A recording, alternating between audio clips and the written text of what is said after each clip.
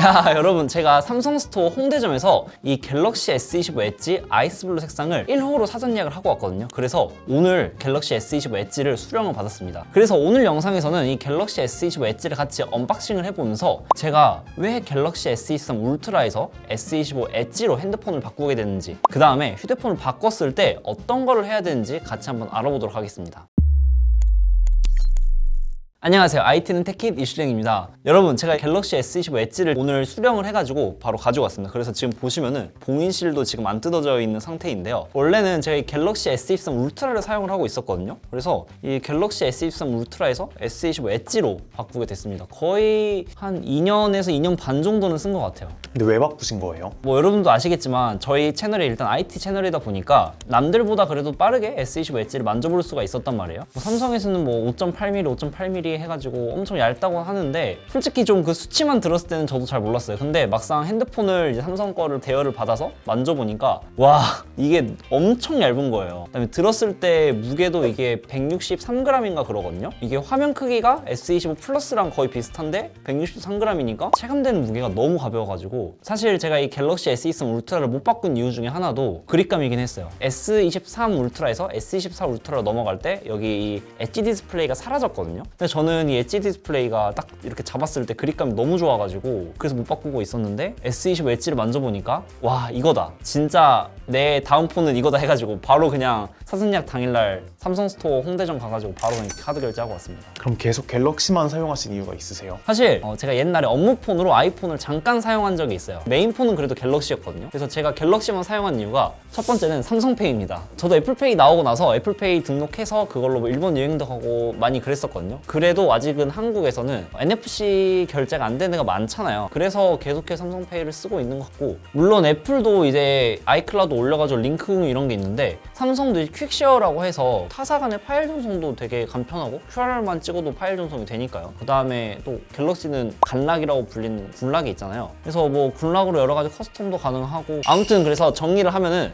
첫 번째는 삼성페이, 그 다음은 타사 연동성, 뭐 퀵쉐어도 구글이랑 통합되기도 했고요. 마지막 세 번째는 굴락 때문에 계속해서 갤럭시를 쓰고 있는 것 같습니다. 자, 아무튼 S25 엣지를 같이 언박싱을 한번 해보도록 하겠습니다. 제가 오늘 삼성스토어 홍대점에서 갖고 왔는데, 원래는 지금 여기 보시면은 위아래로 봉인실이 지금 이렇게 있는데 원래는 이거 잡고 뜯으시면 돼요. 그런데 저는 좀 깔끔하게 뜯기 위해서 칼로 뜯어보겠습니다. 한번 열어볼게요. 제가 아이스블루 색상을 샀거든요. 보겠습니다. 이야, 이쁜데요? 진짜? 어때요? 애플 스카이블루보다는 조금 더 진짜 하늘색에 가까운 것 같아요. 이게 약간 조명에 따라 지금 다르긴 한데 자세히 보시면은 하늘색으로 보였다가 조명이 센 곳에 가면은 약간 흰색이 조금 더 보이기도 하고 지금 그러한 색상입니다. 이렇게 보니까 S25 플러스에 있는 아이스 블루보다는 조금 더 화이트가 가미된 느낌? 되게 고급스러운 아이스 블루 색상입니다. 네, 옆면 프레임은 이렇게 티타늄으로 지금 처리가 되어 있고요. 뭐 언박싱도 이어서 한번 해보면은 대부분 알고 계시겠죠? 요즘 충전기 그런 거 안 넣어주잖아요. 그래서 여기 있는 박스를 열면은 유심 트레이를 뺄 수 있는 핀이랑 그 다음에 여기 밑에 보면은 이렇게 C2C 케이블이 하나 들어있습니다.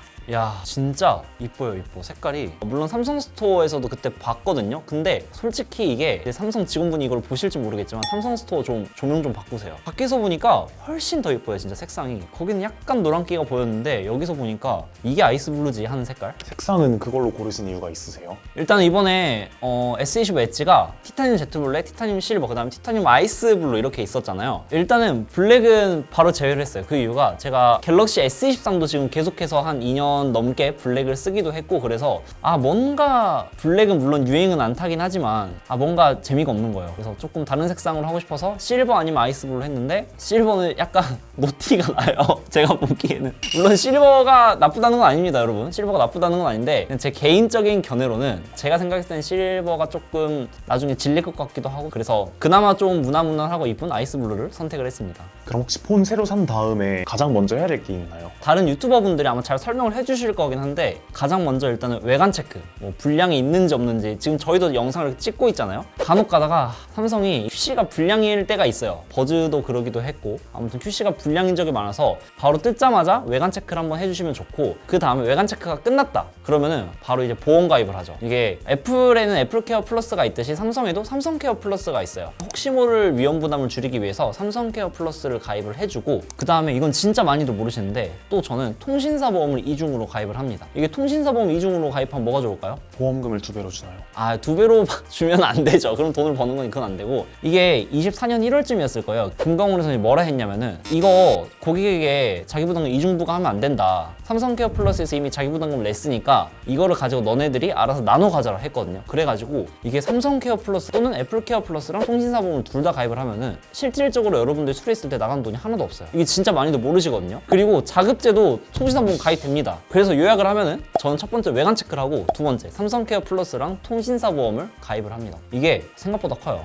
그러면은 제가 아까 이제 외관 체크를 한다고 해서 한번 해볼게요. 보통 외관 체크는 진짜 간단해요. 그냥 핸드폰 전원을 켜기 전에 버튼은 유격 없는지 잘 눌리는지 확인해 주시고, 밑에 장기스 없는지, 테두리랑 뒷면 장기스 없는지 확인해 주면 되거든요. 그 다음 보셔야 되는 게 이 렌즈 쪽에 간혹 가다가 먼지가 들어가 있는 경우가 있거든요. 렌즈를 좀 자세히 보시면 먼지가 들어가 있는지도 체크를 한번 해주시면 됩니다. 제가 보기에는 먼지가 들어가 있진 않습니다. 언박싱을 하고 전원을 켜기 전에는 항상 강화요리를 붙입니다. 그래도 위험하잖아요. 물론 보험 가입을 할 거지만 그래도 이 핸드폰이 얼마인데 100만 원이 넘어갔는데, 그래서 강화요리를 한번 같이 부착을 한번 해볼게요. 슈피겐의 이지피 프로라는 강화요리를 이용해서 부착을 할 건데, 강화요리를 부착을 못 하시는 분들 생각보다 좀 많이 있거든요. 근데 얘는 진짜 부착하기가 쉽게 돼 있어요. 여기 안에 보시면은 뭐 먼지 제거제랑 이것저것 다 들어있거든요. 얼룩이 있으면 융 같은 걸로 지워줘야 되고, 큰 먼지만 한번 제거를 대충 해주고, 슈피겐 이지피 프로가 진짜 좋은 게 이렇게, 이게 어차피 이거를 끼우잖아요. 그러면은 먼지가 알아서 제거가 돼요. 핸드폰을 이렇게 여기 강화요리 틀에 맞춰서 이렇게 딱 끼워주시고, 그런 다음에 여기 밑에 당기는 거 있죠. 얘를 당겨주시면 먼지가 다 뜯겨요. 뜯기면서 이게 딱 부착이 됩니다. 그리고 나서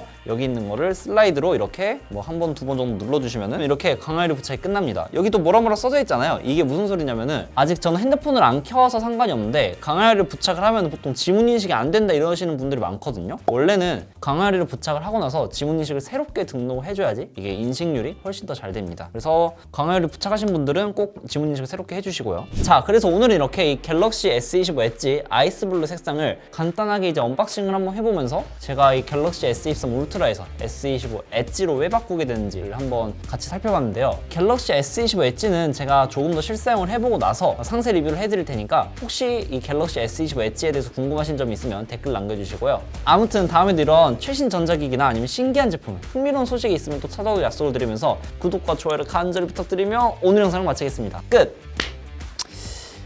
핸드폰 전 진짜 잘 산 것 같아요. 이거 케이스를 껴도 진짜 얇거든요. 이게 무게도 진짜 가볍고, 저도 이거 삼캐풀이랑 통신사보험 가입해가지고 2-3년은 써야죠. 2-3년은 쓰다가 그 다음 뭐 폴드로 가든지 그 다음 엣지로 가든지 그럴 것 같은데,